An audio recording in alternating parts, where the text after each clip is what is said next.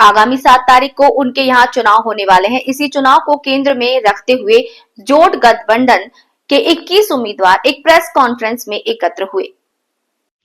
उनका मुख्य आरोप यह है कि वर्तमान समिति ने व्यापारियों की किसी भी प्रकार की सहायता के बारे में सोचे बिना ही अपने तरीके से समिति का संचालन किया।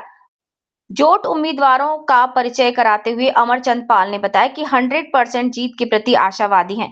उन्होंने कहा कि बाजार की सड़कों पर विशेष ध्यान दिया जाएगा ताकि ग्राहक आसानी से आवाजाही कर सकें।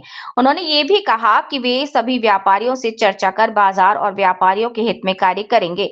साथ ही उनकी आशा है कि जोट के उम्मीदवार विजयी होकर बाजार की स्थिति में सुधार लाएंगे।